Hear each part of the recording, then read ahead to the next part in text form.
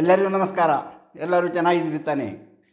ಇವತ್ತು ನಾನು ನಿಮಗೆಲ್ಲರಿಗೂ ಒಂದು ಆಶ್ಚರ್ಯಕರವಾದಂತಹ ಒಂದು ವಿಷಯವನ್ನು ಹೇಳಬೇಕಂತ ಬಂದಿದ್ದೇನೆ. ಅಂದರೆ ಏನು ಆಶ್ಚರ್ಯವಾದ, ಹಣ ಇದ್ದವರು ಏನಾಗುತ್ತಾರೆ, ಹಣದಿಂದ ಏನು ಮಾಡಬಹುದು, ಹಣವನ್ನು ಆಸೆಪಟ್ಟು ಅದನ್ನು ಕೂಡಿ ಇಡುವಂತಹ ವ್ಯಕ್ತಿಗಳಿಗೆ ಏನಾಗುತ್ತದೆ, ಒಬ್ಬ ಲಕ್ಷಾಧೀಶರ ಅವರ ಕತೆ ಏನಾಯಿತು ಎಂಬುದನ್ನು ನೀವು ನೋಡಿ. ಆ ವ್ಯಕ್ತಿ ಹಣ ಇದ್ದು ಸುಖವನ್ನು ಅನುಭವಿಸಿದ್ರ ಅಥವಾ ದುಃಖ ಅನುಭವಿಸಿದ್ರ ಅಥವಾ ಕೊನೆಗೆ ಏನಾಯಿತು ಆ ವ್ಯಕ್ತಿ ನೋಡಿ. ಆ ವ್ಯಕ್ತಿಯ ಬಗ್ಗೆ ನೀವು ತಿಳಿದುಕೊಂಡಾಗ ನಿಮಗೂ ಅನಿಸುತ್ತದೆ, ಹಣ ಎಂಬುದು ಶಾಶ್ವತವಾಗಿ ನಮಗೆ ಸುಖವನ್ನು ಕೊಡುವುದಿಲ್ಲ ಅಥವಾ ಸುಖ ಕೊಟ್ಟರೂ ನೆಮ್ಮದಿಯನ್ನು ಕೊಡುವುದಿಲ್ಲ ಎಂಬುದು. ನೀವು ಇಂಥ ಕಥೆಗಳನ್ನು ಕೇಳಿದಾಗ ನಿಮ್ಮ ಜೀವನದಲ್ಲೂ ನೀವು ಏನು ಮಾಡಬೇಕು, ಹಣವನ್ನು ಯಾವ ರೀತಿ ನಾವು ಸುರಕ್ಷಿತವಾಗಿಡಬೇಕು ಎಂಬುದರ ಬಗ್ಗೆ ಯೋಚಿಸ್ತೀರಿ. ಅದೇ ರೀತಿ ಈ ವ್ಯಕ್ತಿಯು ಸಹ ಹಣದ ಬಗ್ಗೆ ಸುರಕ್ಷಿತವಾದ ಸ್ಥಾನದಲ್ಲಿ ಇಟ್ಟಿದ್ದೇನೆ ಎಂಬ ಒಂದು ಖುಷಿಯಿಂದ ಹಣದಿಂದ ಸರಳವಾದ ಜೀವನವನ್ನು ನಡೆಸುತ್ತಾ ಆ ಹಣದ ಬಗ್ಗೆ ಕನಸು ಕಾಣುತ್ತಾ ಬದುಕುದ. ಕೊನೆಗೇನಾಯಿತು ಅವರ ಕತೆ, ಅವರಿಗೇನಾಯಿತು ಎಂಬುದೇ. ಅಂದರೆ ಹಣ ಇದ್ದು ಅವರಿಗೆ ಏನಾಯಿತು, ಹೀಗೆ ಯಾಕಾಯಿತು ಎಂಬುದರ ಬಗ್ಗೆ ಹೇಳುವುದೇ ಇಂದಿನ ಕತೆ. ಅದಕ್ಕಿಂತ ಮೊದಲು ನಿಮಗೆಲ್ಲರಿಗೂ ನಮಸ್ಕಾರ. ಮತ್ತೊಮ್ಮೆ ಮಾಣಿಯಾ ಟೈಮ್ಸ್ ಯೂಟ್ಯೂಬ್ ಚಾನಲಿಗೆ ಸ್ವಾಗತ. ನೀವು ಇನ್ನೂ ಮಾಣಿಯಾ ಟೈಮ್ಸ್ ಯೂಟ್ಯೂಬ್ ಚಾನಲ್ನ ಸಬ್ಸ್ಕ್ರೈಬ್ ಮಾಡಿಲ್ಲವಾದರೆ ಈಗಲೇ ಕೆಳಗೆ ಕಾಣುವ ಸಬ್ಸ್ಕ್ರೈಬ್ ಎಂದು ಬರೆದಿರುವಲ್ಲಿ ಒಮ್ಮೆ ಕ್ಲಿಕ್ ಮಾಡಿ ಸಾಕು, ನೀವು ಸಬ್ಸ್ಕ್ರೈಬ್ ಆಗ್ತೀರಿ.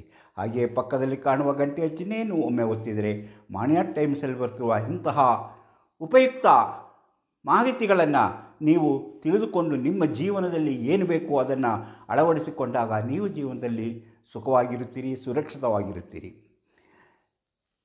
ಅದೇ ರೀತಿ ಪ್ರತಿಯೊಂದು ವಿಡಿಯೋವನ್ನು ಆರಂಭದಿಂದ ಕೊನೆಯವರೆಗೂ ನೋಡಿ, ಲೈಕ್ ಮಾಡಿ, ಶೇರ್ ಮಾಡಿ, ಪ್ರೋತ್ಸಾಹ ಕೊಡಿ. ಈಗ ನಾನು ಹೇಳ್ತಾ ಇರೋದು ಕೇರಳದಲ್ಲಿ ಇತ್ತೀಚೆಗೆ ನಡೆದಂತಹ ಒಂದು ಘಟನೆಯ ಬಗ್ಗೆ. ಆ ಘಟನೆಯ ನಾಯಕ ಪಾಪಚ್ಚನ್ ಎಂಬ ಒಬ್ಬ ವ್ಯಕ್ತಿ. ಪಾಪಚ್ಚನ್ ಯಾವುದೋ ಇಲಾಖೆಯಲ್ಲಿ, ಅಂದರೆ ಟೆಲಿಕಾಂ ಇಲಾಖೆಯಲ್ಲಿ ಒಳ್ಳೆಯ ಕೆಲಸ ಮಾಡಿ ನಿವೃತ್ತರಾಗಿ ಅವರು ತಮ್ಮ ಜೀವನವನ್ನು ನಡೆಸಲು ಪ್ರಾರಂಭಿಸಿದರು. ಸುಮಾರು 80 ವರ್ಷ ವಯಸ್ಸಿಗೆ ಅವರು ಓಡಾಡುವುದು ಒಂದು ಸಾಧಾರಣ ಸೈಕಲ್ನಲ್ಲಿ. ದಿನವೂ ಅವರು ಓಡಾಡ್ತಾಯಿದ್ರು. ಆದರೆ ಅವರಿಗೆ ಬಂದಿದ್ದಂತಹ ಹಣ ಸುಮಾರು 80 ಲಕ್ಷ ರೂಪಾಯಿಯನ್ನು ಒಂದು ಫೈನಾನ್ಸ್ ಕಂಪನಿಯಲ್ಲಿ ಡಿಪಾಸಿಟ್ ಮಾಡಿ ಅದರಿಂದ ಬರುವಂತಹ ಹಣದಿಂದ ಬಡ್ಡಿಯಿಂದ ಅವರು ಜೀವನ ನಡೆಸ್ತಾಯಿದ್ದರು. ಅವರ ಜೀವನಕ್ಕೆ ಏನೂ ತೊಂದರೆ ಇರಲಿಲ್ಲ. ಬೇಕಾದರೆ ಅವರು ಸುಖವಾಗಿ ಜೀವನ ಮಾಡ್ಬೋದಿತ್ತು. ಆದರೆ ಅವರು ಆಗಲಿಲ್ಲ. ಸರಳವಾಗಿ ಯಾವಾಗಲೂ ಒಂದು ಸೈಕಲಲ್ಲೇ ಓಡಾಡೋದು, ಎಲ್ಲಿ ಹೋಗ್ಬೇಕಾದ್ರೂ ಆ ಸೈಕಲಲ್ಲೇ. ಯಾರ ಕೇಳ್ಬೋದು, ಇವ್ರು ಯಾಕೆ ಹೀಗೆ, ಒಂದು ಕಾರ್ ಬಾಡಿಗೆ ತೊಗೊಂಡು ಹೋಗ್ಬೋದಲ್ಲ, ಇವ್ರಿಗೇನಿದೆ ಖರ್ಚು ಅಂತ. ಯಾಕಂದರೆ ಇವರು ತಮ್ಮ ಹಣ ತಮಗೆ ಸೇರಿದ್ದು, ತಾನೇ ಅದರ ಅನುಭವ ತನಗೇ ಬೇಕು, ಬೇರೆ ಯಾರಿಗೂ ಮಕ್ಕಳಿಗೂ ಸಹ ನಾನು ಅಂಥ ಹಣವನ್ನು ಕೊಡಬಾರದು ಎಂಬ ಚಿಂತೆಯಲ್ಲಿ ಅವರು ಬದುಕುತ್ತಿದ್ದರು. ಆದುದರಿಂದ ಮಕ್ಕಳನ್ನು ಸಹ ಹತ್ತಿರಕ್ಕೆ ಸೇರಿಸುತ್ತಿರಲಿಲ್ಲ, ಮಕ್ಕಳನ್ನು ದೂರ ಇಟ್ಟಿದ್ದ. ಹಾಗಿರಬೇಕಾದ್ರೆ ಈ ವ್ಯಕ್ತಿ ತಮ್ಮ ಹಣದಿಂದ ಬರುವಂತಹ ಬಡ್ಡಿಯಿಂದಲೇ ಅವರು ಸುಖವಾಗಿ ಜೀವನ ಮಾಡುವುದಾಯಿತು. ಆದರೂ ಅದಕ್ಕೆ ಅವರು ಬಯಸಲಿಲ್ಲ. ಅವರು ತಮ್ಮ ಜೀವನವನ್ನು ಸರಳವಾಗಿ ಎಲ್ಲಿ ಹೋಗಬೇಕಾದ್ರೂ ಸೈಕಲಲ್ಲಿ, ಯಾರು ನೋಡಿದರೂ ಸೈಕಲಲ್ಲೇ ಓಡಾಡ್ತಿರುವಂತಹ ಈ ಪಾಪಚ್ಚನ್ ಎಂಬ ವ್ಯಕ್ತಿಯನ್ನು ನೋಡ್ತಾಯಿದ್ರು. ಹಾಗಿರುವಲ್ಲಿ ಇವರು ಏನು ಮಾಡ್ತಾರೆ, ಇವರು ದುಡ್ಡನ್ನೇ ಆ ಬಡ್ಡಿನ ಪೂರ್ತಿ ಯಾವ ರೀತಿ ಖರ್ಚು ಮಾಡ್ತಾರೆ ಎಂಬುದನ್ನು ಹಲವರು ಕೇಳಿದ್ದು ಉಂಟು. ಆದರೆ ಯಾವುದಕ್ಕೂ ಅವರು ಉತ್ತರ ಕೊಡ್ತಾ ಇರಲಿಲ್ಲ. ಹಾಗೆ ಅವರ ಜೀವನ ಮುನ್ನಡೀತಾ ಇತ್ತು, ಮುಂದಕ್ಕೆ ಹೋಗ್ತಾ ಇತ್ತು. ಹಾಗೆ ಇದ್ದಕ್ಕಿದ್ದಾಗೆ ಒಂದು ದಿವಸ ಇವರು ಸೈಕಲಲ್ಲಿ ಹೋಗ್ತಾ ಇರಬೇಕಾದ್ರೆ ಅವರ ಸೈಕಲಿಗೆ ಒಂದು ವ್ಯಾಗನಾರ್ ಕಾರು ಬಂದು ಡಿಕ್ಕಿ ಹೊಡೆಯಿತು. ಅವರು ಅಲ್ಲೇ ಬಿದ್ದರು. ಅವರು ಅಲ್ಲೇ ತಮ್ಮ ಕೊನೆ ಉಸಿರೆಳೆದರು. ಅದು ಅವರ ಕತೆ ಅಲ್ಲಿಗೆ ಮುಗೀತು. ಆಕಸ್ಮಿಕವಾಗಿ ನಡೆದಂತಹ ಒಂದು ಆಕ್ಸಿಡೆಂಟ್ ಎಂದು ಆ ಕೇಸನ್ನು ಪೊಲೀಸರು ಮಹಜರು ಮಾಡಿ ಅದನ್ನು ಅಲ್ಲಿಗೆ ಬಿಟ್ಟರು. ಅಂದರೆ ಆ ಕೇಸು ಆಕ್ಸಿಡೆಂಟ್ ಮಾಡಿದವ್ರ ಮೇಲೆ ಕೇಸ್ ತಗೊಂಡ್ರು. ಅವರು ಜಾಮೀನು ಮೇಲೆ ಬಿಡುಗಡೆ ಆದರು. ಆಕಸ್ಮಿಕವಾಗಿ ಡ್ರೈವರು ನೋಡದೆ ಅಥವಾ ಗಮನಿಸದೆ ಅಥವಾ ಆಕಸ್ಮಿಕವಾಗಿ ನಡೆದಂತಹ ಒಂದು ಘಟನೆ ಎಂಬಂತೆ ಅದನ್ನು ಬಿಂಬಿಸಲಾಯಿತು. ಹೀಗೆ ದಿನಗಳು ಆದವು. ಆವಾಗ ನಮ್ಮ ತಂದೆ ತೀರ್ಕೊಂಡ್ರಲ್ಲ, ನಮ್ಮ ತಂದೆ ತೀರ್ಕೊಂಡ ಮೇಲೆ ಅವರ ಹಣ ಏನಾಗಿದೆ, ಅವರಿಟ್ಟಿದ್ದ ಬ್ಯಾಂಕಲ್ಲಿ ದಾಖಲೆಗಳನ್ನೆಲ್ಲ ಪರಿಶೀಲಿಸಿದಾಗ ಅವರ ಹಣ ಬ್ಯಾಂಕಿನಲ್ಲಿ ಯಾವುದು ಅಂದರೆ ಒಂದು ಫೈನಾನ್ಸ್ ಸಂಸ್ಥೆಯಲ್ಲಿ, ಒಂದು ಹೆಸರುವಾಸಿಯಾದ ಒಂದು ಫೈನಾನ್ಸ್ ಸಂಸ್ಥೆಯಲ್ಲಿ ಡಿಪಾಸಿಟ್ ಮಾಡಿರುವುದು ಗೊತ್ತಾಯಿತು. ಅದರಂತೆ ಮಗಳು ಹೋಗಿ ಆ ಮ್ಯಾನೇಜರನ್ನು ಕೇಳಿದ್ರು, ನಮ್ಮ ಅಪ್ಪನ ದುಡ್ಡು ಎಷ್ಟಿದೆ, ಆ ದುಡ್ಡು ಅವರ ವಾರಸುದಾರರ ನನಗೆ ಬರಬೇಕಾಗಿದ್ದಲ್ಲವೇ ಎಂದು ಕೇಳಿದ್ರು. ಅದಕ್ಕೆ ಆ ಮ್ಯಾನೇಜರು, ಆ ಸಂಸ್ಥೆಯ ಮ್ಯಾನೇಜರ್ ಹೇಳಿದರು, ಹೌದು, ನಿಮ್ಮ ತಂದೆಯವರು ಸುಮಾರು 80 ಲಕ್ಷ ರೂಪಾಯಿಗಳನ್ನು ಇಲ್ಲಿ ಡಿಪಾಸಿಟ್ ಇಟ್ಟಿದ್ದರು. ಅದು ನಿಮಗೆ ಸೇರುವಂಥ ಯಾವ ನಾಮಿನಿಯ ಹೆಸರನ್ನು ಅವರು ಬರೆದಿಲ್ಲ. ಆದುದರಿಂದ ನಿಮಗೆ ಆ ಹಣ ಪಡೆಯಲು ಕಾನೂನಿನ ತೊಡಕುಗಳಿವೆ. ಆದುದರಿಂದ ನಿಮಗೆ ಹಣ ಸಿಗುವುದಿಲ್ಲ. ಅದ್ಯಾಕೆ? ನಾನು ಅವರ ಮಗಳು, ನನಗೆ ಅದರ ಮಾಹಿತಿ ಬೇಕು ಅಂತ ಹೇಳಿದ್ರು. ಅವರು ಮಾಹಿತಿ ಬೇಕಾ? ಹಾಗಾದ್ರೆ ಹೇಳ್ತೀನಿ ನೋಡಿ. ಆ ಹಣದಲ್ಲಿ ಅರ್ಧದಷ್ಟನ್ನು ಅವರು ಲೋನಾಗಿ, ಸಾಲವಾಗಿ ಹಿಂದಕ್ಕೆ ಪಡೆದಿದ್ದಾರೆ. ಇನ್ನೂ ಉಳಿದಿರೋದು ಅದರ ಅರ್ಧ ಭಾಗ. ಆದುದರಿಂದ ಅದರ ಬಡ್ಡಿಯೆಲ್ಲ ಸೇರಿಸಿ ಅರ್ಧ ಭಾಗನೂ ಉಳಿದಿಲ್ಲ. ಆದುದರಿಂದ ಈ ಹಣ ನಿಮಗೆ ಕೊಡಲು ಸಾಧ್ಯವಾಗದು ಎಂದರು. ಹಾಗಾದರೆ ನಮ್ಮ ತಂದೆ ಯಾಕಾಗಿ ಸಾಲ ಪಡೆದರು? ಅವರು ಡಿಪಾಸಿಟ್ ಇದ್ದ ಹಣದಿಂದ ಯಾಕೆ ಸಾಲ ಪಡೆದರು? ಅವರು ಅಂತಹ ಯಾವುದೇ ರೀತಿಯಲ್ಲೂ ಖರ್ಚು ಮಾಡಿದವರಲ್ಲ. ಅವರು ಬೇಕಾದಷ್ಟು ಹಣ ಇದ್ದರೂ ಸಹ ತಮ್ಮ ಜೀವನವನ್ನು ತುಂಬ ಸರಳವಾಗಿ, ಅವರೊಬ್ಬರೇ ಮನೆಯಲ್ಲಿರೋದು, ಅವರಿಗಾಗಿ ಅದನ್ನು ಖರ್ಚು ಮಾಡಿ, ಅವರು ಅದಕ್ಕಾಗಿ ಖರ್ಚು ಮಾಡೋದು, ಸಾಲ ಪಡೆದು ಖರ್ಚು ಮಾಡುವಂಥ ಯಾವ ಅವಶ್ಯಕತೆಯೂ ಇಲ್ಲ. ಅಥವಾ ಇವರು ತಮ್ಮ ಬಂಧು ಬಳಗದಲ್ಲಿ ಯಾರಿಗಾದರೂ ಇದನ್ನು ಸಾಲವಾಗಿ ಕೊಡಿಸಿರಬಹುದೇ ಎಂದು ಹುಡುಕಿ ಅವಳಿಗೆ ಗೊತ್ತಿರುವಂತಹ ಎಲ್ಲರನ್ನೂ ಕೇಳಿದಳು. ಯಾರಿಗೂ ಗೊತ್ತಿಲ್ಲ, ನಾವು ಸಾಲ ಪಡೆದಿಲ್ಲ, ನಮಗೆ ಗೊತ್ತಿಲ್ಲ ಹಾಗೆ ಅಂತ ಅವರು ಸಾಲದ ಬಗ್ಗೆ ಹೇಳಿದರು. ಹಾಗಾದರೆ ಈ ಹಣ ಎಲ್ಲಿ ಹೋಯಿತು? ಯಾರು ಸಾಲ ತಗೊಂಡ್ರು? ಏನು ಮ್ಯಾನೇಜರ್ ಸುಳ್ಳು ಹೇಳ್ತಿದ್ದಾರಾ? ಹಾಗಂತ ಅವಳಿಗೆ ಅನುಮಾನ ಬಂತು. ಕೊನೆಗೆ ಅವಳು ಯಾರಿಗೂ ಹಣದ ಬಗ್ಗೆ ಗೊತ್ತಿಲ್ಲ. ಮತ್ತೊಮ್ಮೆ ಮ್ಯಾನೇಜರ್ ಹತ್ರ ಹೋಗಿ ಕೇಳಿದ್ರು. ಹೌದೌದು, ಸಾಲ ಪಡೆದಿದ್ದಾರೆ, ಅವರೇ ಬರೆದು ಕೊಟ್ಟ ದಾಖಲೆಗಳಿದೆ, ಎಲ್ಲ ಇದೆ ಅಂತ ಹೇಳಿದರು. ಕೊನೆಗೆ ಯಾರಿಂದಲೂ ಸರಿಯಾದ ಸಮಂಜಸವಾದ ಉತ್ತರ ಸಿಗದೇ ಇದ್ದುದರಿಂದ ಆ ಯುವತಿ ಪೊಲೀಸ್ ಠಾಣೆಗೆ ಹೋಗಿ ಕಂಪ್ಲೇಂಟ್ ಕೊಟ್ಟಳು.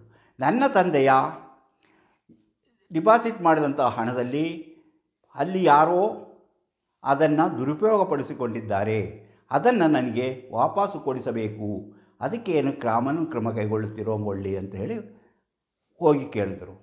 ಆವಾಗ ಅಲ್ಲಿನ ಪೊಲೀಸ್ ಆಫೀಸರ್, ಹೌದು, ಇದರ ಬಗ್ಗೆ ನಾವು ವಿಚಾರಣೆ ನಡೀತೇವೆ, ನೀವು ಹೇಳೋದು ಸರಿಯಾಗಿದ್ದರೆ ನಿಮ್ಮ ಹಣ ನಿಮಗೆ ವಾಪಸ್ ಬರುತ್ತದೆ ಅಂತ ಹೇಳಿ ಅವರು ಅದರ ವಿಚಾರಣೆ ನಡೆಸಿದರು. ಆದರೆ ಅವರಿಗೆ ಪ್ರಾರಂಭದಲ್ಲಿ ಯಾವುದೇ ರೀತಿಯ ಪುರಾವೆಗಳಾಗಲಿ ಹಣ ಸಾಲ ಪಡೆದವರ ಬಗ್ಗೆ ಆಗಲಿ ಸಿಗಲಿಲ್ಲ. ಕೊನೆಗೆ ಪೊಲೀಸರು ಆ ಮ್ಯಾನೇಜರ ಬಳಿಗೆ ಹೋಗಿ ಅವರು ಸಾಲ ಪಡೆದಂತಹ ದಾಖಲೆಗಳನ್ನು ಕೊಡಿ, ಹಣದ ದಾಖಲೆಗಳನ್ನು ಕೊಡಿ ಅಂತ ಕೇಳಿದಾಗ ಅವರು ದಾಖಲೆ ತೋರಿಸಿದರು. ಆದರೆ ಅವರು ಸಾಲ ಪಡೆದಂಥ ದಾಖಲೆಗಳಲ್ಲಿ ಎಲ್ಲೂ ಸಹ ಪಾಪಚ್ಚನ ಸಹಿ ಇರಲಿಲ್ಲ. ಒಂದು ಕಡೆ ಮಾತ್ರ ಸಹಿ ಇತ್ತು, ಅದು ಸಹ ಒರಿಜಿನಲ್ ಸಹಿ ಆಗಿರಲಿಲ್ಲ, ಅದು ಯಾರೋ ಡೂಪ್ಲಿಕೇಟ್ ಆಗಿ ಮಾಡಿದಂಥ ಸಹಿ ಆಗಿತ್ತು.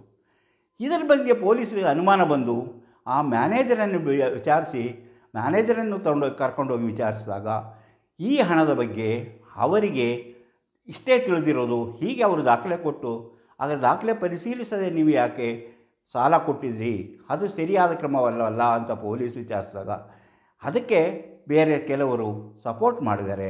ಈ ಹಣವನ್ನು ಮ್ಯಾನೇಜರ್ಗೆ ತಿಳಿದೆ, ಮ್ಯಾನೇಜರೇ ಇದನ್ನು ಹಣವನ್ನು ನುಂಗಿ ಹಾಕಿದ್ದಾರೆ. ಮ್ಯಾನೇಜರ್ ತನ್ನ ಅವಶ್ಯಕತೆಗಾಗಿ ಈ ಹಣವನ್ನು ಸಾಲದ ರೂಪದಲ್ಲಿ ಪಡೆದು ಅವರು ಅದನ್ನು ಪಡೆದುಕೊಂಡಿದ್ದರು. ಹಾಗೆಯೇ ಅಲ್ಲಿಗೆ ಅವರು ಮ್ಯಾನೇಜರು ಹಣ ಪಡೆದಿದ್ದರು.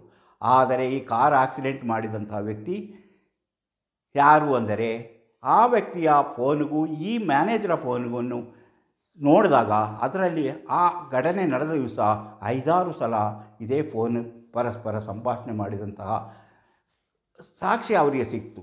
ಆ ರೀತಿ ಆ ಫೋನ್ ಮಾಡಬೇಕಾದ ಕಾರಣ ಏನು, ಹೀಗೆ ಪರಸ್ಪರ. ಆದರೆ ಆ ಕಾರು ಓಡಿಸುತ್ತಿದ್ದಂಥ ಡ್ರೈವಿಂಗ್ ಸೀಟಲ್ಲಿ ಅಪಘಾತ ಮಾಡಿದವರ ಹೆಸರಿನಲ್ಲಿರುವಂಥ ಕಾರಲ್ಲ, ಅದು ಬೇರೆಯವರಿಂದ ಒಬ್ಬರಿಂದ ಕಾರನ್ನು ಪಡೆದುಕೊಂಡು ಬಂದಿದ್ದರು. ಹಾಗೆ ಈ ವಿಚಾರಗಳು ಹೀಗೆ ವಿಚಾರಣೆ ಒಂಥರ ಒಂದು ಕಡೆ ಬಿಡಿಸಲು ಬಹಳ ಕಷ್ಟವಾದಾಗ ಮ್ಯಾನೇಜರನ್ನು ಮತ್ತೊಮ್ಮೆ ವಿಚಾರಿಸಿದಾಗ ಅವರು ಎಲ್ಲವನ್ನು ಒಪ್ಪಿಕೊಂಡರು.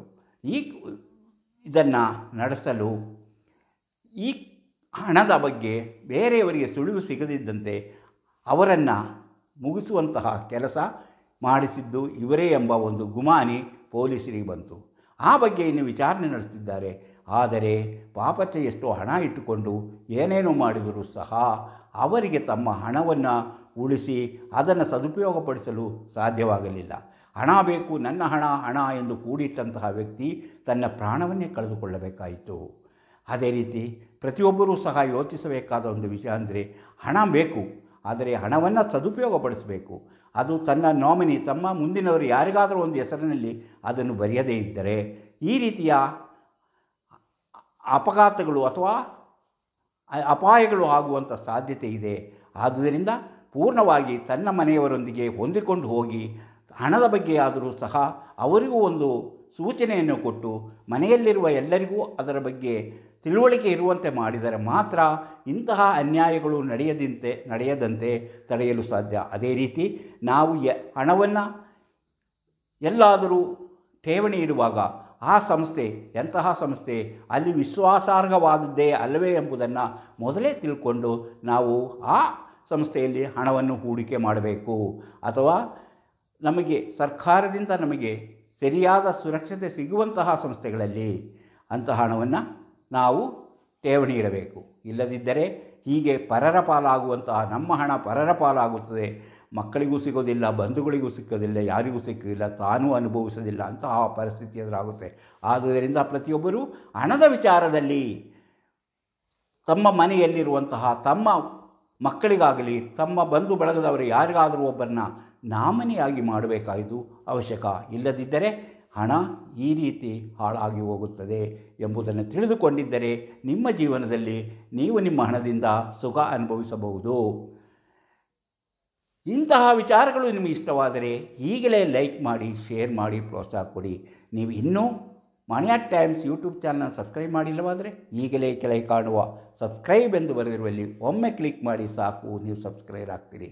ಪಕ್ಕದಲ್ಲಿ ಕಾಣುವ ಗಂಟೆ ಚಿಹ್ನೆಯನ್ನು ಒಮ್ಮೆ ಒತ್ತಿದರೆ ನಿಮಗೆ ಮನಿ ಆಟ್ ಟೈಮ್ಸ್ ಯೂಟ್ಯೂಬ್ ಚಾನಲ್ ಯಾವುದೇ ಹೊಸ ವಿಡಿಯೋ ಅಪ್ಲೋಡ್ ಆದ ಕೂಡಲೇ ನಿಮ್ಮ ಮೊಬೈಲಿಗೆ ನೋಟಿಫಿಕೇಷನ್ ಬರುವುದರಿಂದ ನೀವು ಎಲ್ಲ ವಿಡಿಯೋಗಳನ್ನು ನೋಡಿ ಹೆಚ್ಚು ಹೆಚ್ಚು ವಿಷಯಗಳನ್ನು ತಿಳಿದುಕೊಂಡರೆ ನಿಮ್ಮ ಜೀವನಕ್ಕೆ ಅನುಕೂಲವಾಗುವಂತಹ, ನಿಮ್ಮ ಬದುಕಿಗೆ ಅನುಕೂಲವಾಗುವಂತಹ ವಿಚಾರಗಳು ನಿಮಗೆ ತಿಳಿಯುತ್ತದೆ. ಅದನ್ನು ನೀವು ನಿಮ್ಮ ಜೀವನದಲ್ಲಿ ಅಳವಡಿಸಿಕೊಳ್ಳಬಹುದು. ಇಂತಹ ಮತ್ತೊಂದು ವಿಡಿಯೋದೊಂದಿಗೆ ಮತ್ತೆ ಬರುತ್ತೇನೆ. ಇಷ್ಟು ಹೊತ್ತು ಈ ವಿಡಿಯೋ ನೋಡಿದ ನಿಮಗೆಲ್ಲರಿಗೂ ಧನ್ಯವಾದ.